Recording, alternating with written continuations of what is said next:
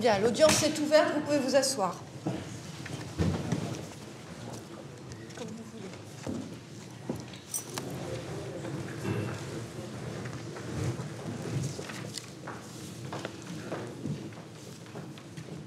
Bonjour, monsieur. Alors, il vous est reproché d'avoir à Sainte-Marie, le 17 avril 2012, volontairement commis des violences suivies d'une incapacité totale de travail n'excédant pas 8 jours sur Priscilla, avec ces deux circonstances, que les faits ont été commis par le conjoint de la victime et avec usage d'une arme par destination, en l'espèce un clavier d'ordinateur, lui occasionnant 4 jours d'incapacité. Il vous est également reproché d'avoir à Sainte-Marie, courant 2011, volontairement commis des violences n'ayant entraîné aucune incapacité de travail sur la même Priscilla, en l'espèce en poussant une table sur ses jambes, avec cette circonstance que les faits ont été commis par le conjoint de la victime. Vous pouvez approcher, madame, s'il vous plaît? Ah, madame, si vous voulez, vous pouvez vous asseoir sur l'un de ces fauteuils. Voilà, ici. Oui? Vous n'avez pas d'avocat, madame? Non. Alors, monsieur, vous avez été placé en détention provisoire par le juge des libertés et de la détention. Donc aujourd'hui, vous avez deux possibilités. Soit vous acceptez d'être jugé aujourd'hui, soit vous demandez un délai pour préparer votre défense. Est-ce que vous en avez parlé avec votre avocat? Est-ce que vous avez pris une décision? Je souhaite être jugé aujourd'hui. Jugé aujourd'hui. Donc on va évoquer l'affaire. Donc à l'origine, il s'agit donc de votre compagne qui dépose plainte. Elle dit que vous êtes jaloux et que vous avez observé que sur son téléphone portable, il y avait un numéro que vous n'identifiez pas. Alors, vous avez, dit-elle, saisi le clavier de l'ordinateur et vous avez lancé le clavier en sa direction. Dans un premier temps, vous allez nous dire votre version des faits. J'ai cherché à avoir le numéro d'un ami. Et puis j'ai réussi à avoir le numéro. Donc j'ai demandé à la mère, à mon fils, de me passer son portable pour pouvoir appeler cet ami-là. Et puis quand je commence à taper le numéro, je constate qu'elle avait déjà le numéro du mec sur son portable. Il y avait un R à la place du nom. Donc je lui ai demandé pourquoi elle a mis un R, pourquoi elle n'a pas marqué tout le nom du mec carrément, pourquoi avoir mis un R seulement. Et puis elle m'explique que c'était pour une copine à elle et tout. Et puis moi je me suis emporté, j'ai fait ma crise de jalousie et puis j'ai pris le clavier. Puis je lui ai porté un coup à la tête. Un coup? 2 coups à la tête. Deux coups? Pas plus? Pas plus. Comment vous expliquez cet accès de violence? Alors bon, sur les faits, c'est pas extrêmement... Je crois que c'est pas très compliqué puisque vous les avez reconnus. Ce qui importe au tribunal, c'est de savoir pourquoi vous vous êtes énervé à ce point, pourquoi vous avez pris cet ordinateur et pourquoi vous avez frappé sur la tête de votre compagne. Mais je lui ai demandé pourquoi ne pas avoir marqué tout le nom carrément. Oui, non, mais j'ai bien compris l'origine de votre dispute. Ça, je crois que tout le monde a bien compris. La seule, si vous voulez, de ce type de situation, ma foi, ça peut arriver, de ne pas comprendre quelque chose. Là où ce qu'on comprend beaucoup moins, c'est une réaction de violence. Pourquoi vous saisir de ce clavier et puis lui porter des coups sur la tête, quoi. Est-ce que vous considérez-vous que vous êtes quelqu'un d'impulsif et de violent? Un peu. Un peu? Alors, il y a un certificat médical qui indique que madame présente des contusions du cuir chevelu par choc direct avec des céphalées. Voilà. Et alors, quand madame a été entendue, en fait, elle a dit « mais c'est pas la première fois ». Vous a-t-il violenté déjà auparavant? Elle répond oui à plusieurs reprises, même lorsque j'étais enceinte. À l'époque, j'étais allée chercher un certificat médical, mais je n'avais pas déposé plainte. Vous avez un enfant ensemble? Oui. Qui a quel âge? 6 mois. 6 mois. Donc elle évoque des faits de violence alors qu'elle était enceinte. Donc c'est un coup au niveau des jambes. Ça, vous le reconnaissez aussi? Oui. Alors, ce jour-là, qu'est-ce qui s'est passé? Là, je ne me rappelle pas pourquoi on s'était disputé. Comme ça remonte à longtemps. Je ne me rappelle pas. Vous ne vous souvenez pas de la raison? Je ne me rappelle pas. Ça ne devait pas être bien grave alors, hein? Elle attendait un bébé? Elle attendait votre bébé à ce moment-là? Oui, mais je ne me rappelle pas pourquoi on s'était disputé ce jour-là. Est-ce que c'est arrivé à d'autres reprises? Il y a eu d'autres violences parfois? Non. Bien. Est-ce que sur les faits, vous voulez ajouter quelque chose? Je voulais juste dire à ma compagne que j'étais désolé pour tout ce qui s'est passé. Et quelles sont vos intentions à vous? Ben là, je sais pas. Vous ne savez pas. Bon. Vous voulez bien vous asseoir pour le moment? Madame, voulez-vous venir?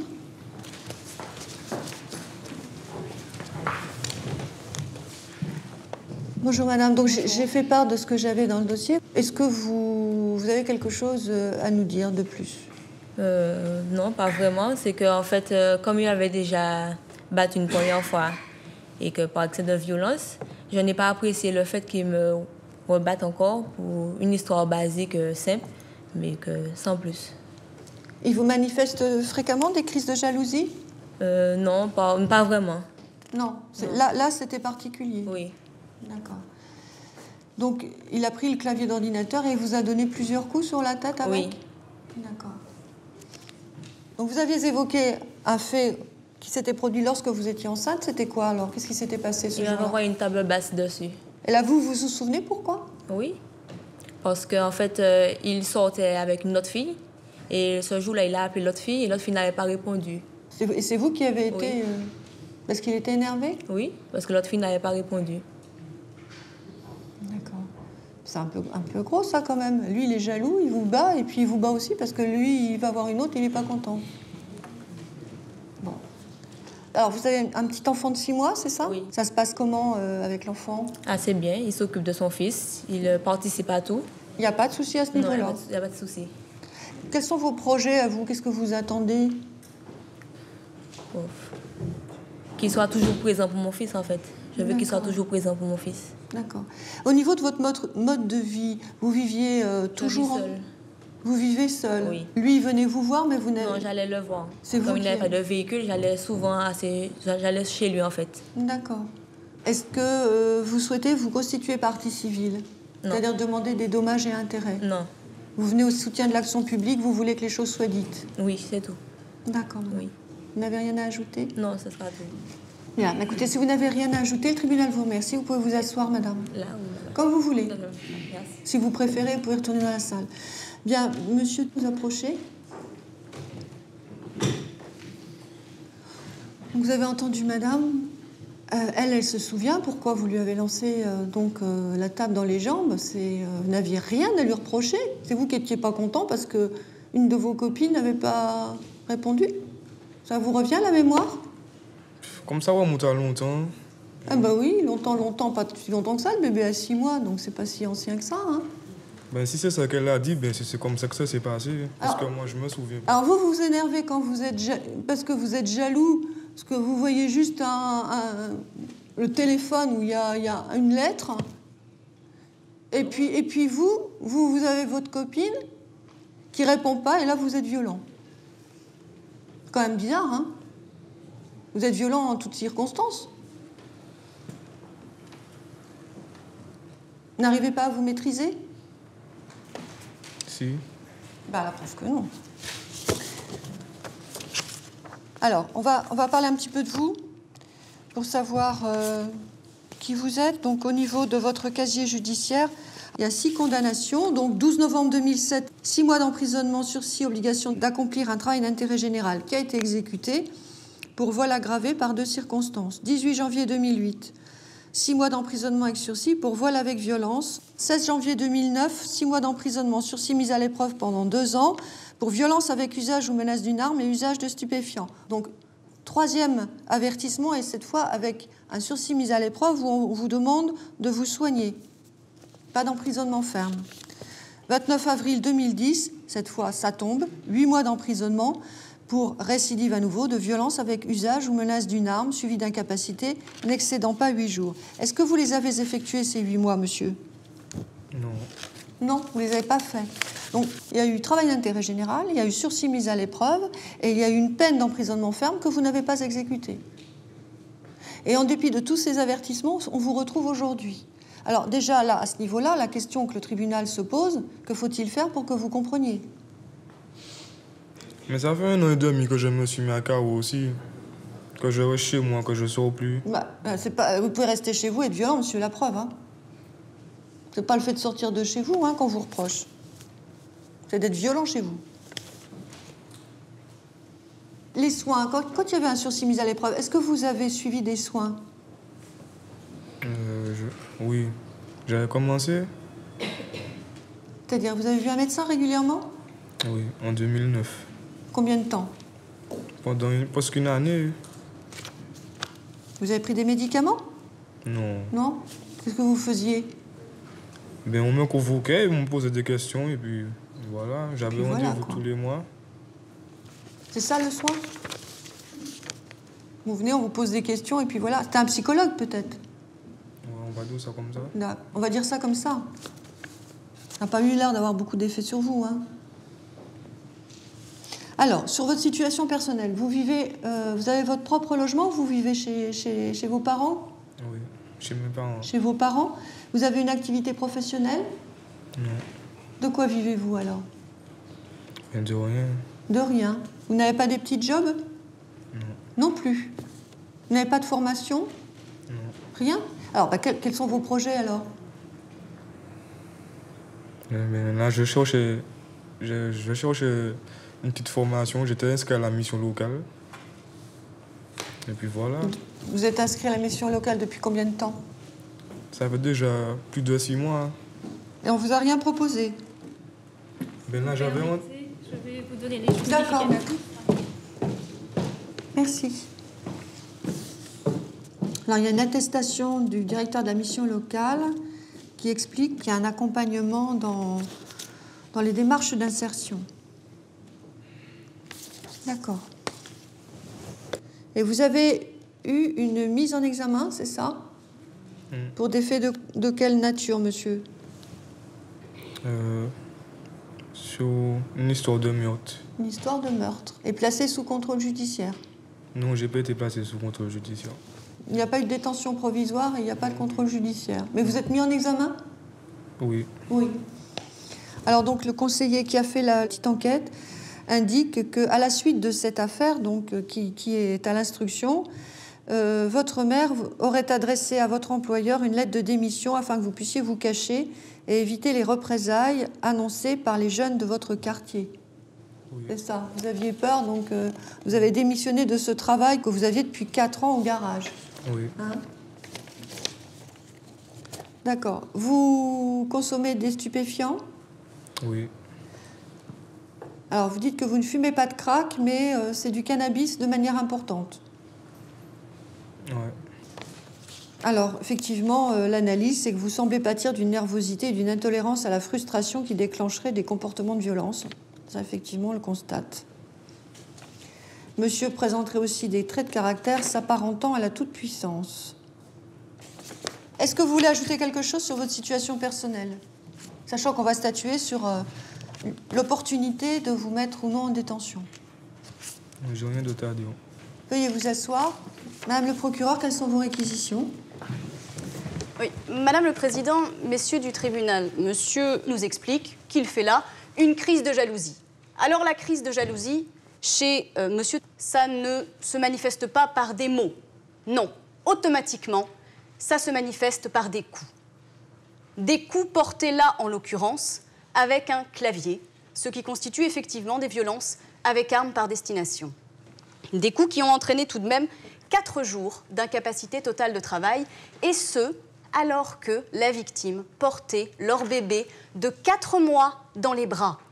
Ça veut dire que les coups portés avec le clavier auraient complètement pu blesser ce pauvre bébé de 4 mois qui a donc, dès son plus jeune âge, assisté à des violences entre ses parents. Et on peut se dire, oui, mais est-ce que ce serait un énervement ponctuel? Non, pas du tout, puisque vous l'avez entendu, des coups avaient déjà été portés lors de la grossesse. Période tout de même d'une particulière vulnérabilité. Des coups qui n'ont pas été portés qu'à une seule reprise avec une table basse. Dans son audition, monsieur disait oui, je l'ai poussé plusieurs fois, pas de coup de poing, mais poussé. C'est constitutif de violence néanmoins. Alors aujourd'hui, je ne vois pas d'autre solution que de l'emprisonnement ferme. La peine plancher doit s'appliquer. S'agissant de violences volontaires avec 2 circonstances aggravantes, la peine plancher est de 2 ans. C'est pourquoi je requiers la peine de 2 années d'emprisonnement avec un maintien en détention. Merci, Madame le procureur. Maître.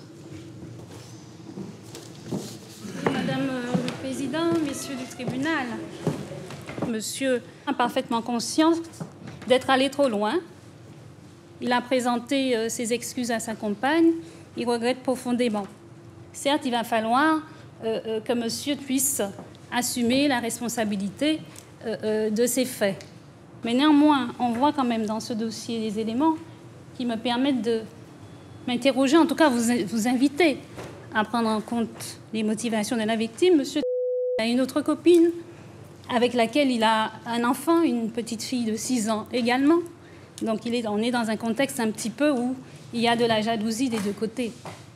Et je constate quand même dans ce dossier que le jour où madame reçoit des coups de clavier sur la tête, au lieu de se précipiter au commissariat, déposer plainte, au lieu de se précipiter chez le médecin pour faire son certificat médical, elle va tout simplement chez sa cousine pendant 3 heures se faire les ongles. Après, elle rentre chez lui, elle passe la nuit avec lui, ils dorment ensemble dans le même lit, elle repart le lendemain. Après, elle se rend chez le coiffeur, elle fait son tissage, etc., au point qu'on n'a même pas pu constater les contusions qu'elle avait, parce que le médecin met une ITT de 4 jours, mais vous voyez bien dans le dossier qu'on n'a pas pu voir, puisque le tissage, ce sont des paquets de cheveux qu'on ajoute, donc on n'a pas pu voir. Mais néanmoins, on sait, il a reconnu les faits, il n'y a pas de difficulté sur les coups, sur la réalité des coups qui ont été portés. Il faut effectivement, bien entendu, que monsieur se calme. Je crois qu'il faut marquer le coup. Mais je crois aussi qu'il faut aussi tenir compte de cette particularité de la réaction de la victime par rapport à ces faits-là.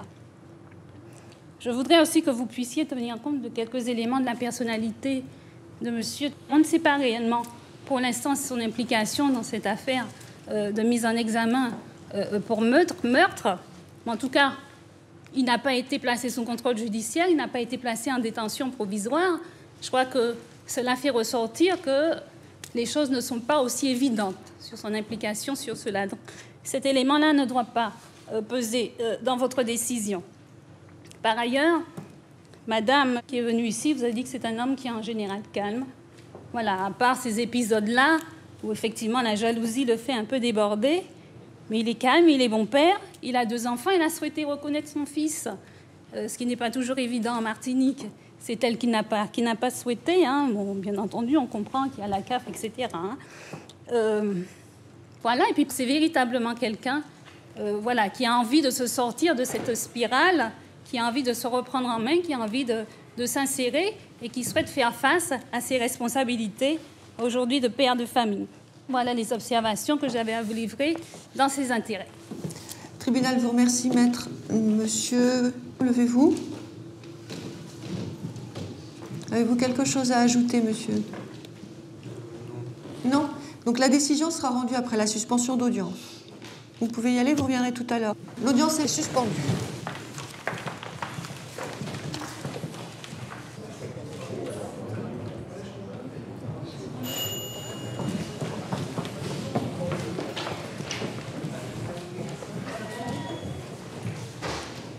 L'audience est reprise, vous pouvez vous asseoir.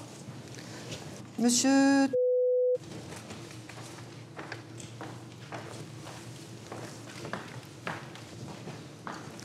Le tribunal, après en avoir délibéré, vous déclare coupable des faits qui vous sont reprochés. En répression, vous condamne à la peine de 12 mois d'emprisonnement, ordonne votre maintien en détention, écarte la peine planchée au regard des perspectives d'insertion, étant régulièrement suivi par la mission locale. Donc, vous avez entendu, il y avait une réquisition de 2 ans peine planchée. Le tribunal vous condamne à 1 année, eu égard aux efforts d'insertion que vous avez pu faire. Donc, vous partez 1 an en détention. L'audience est levée.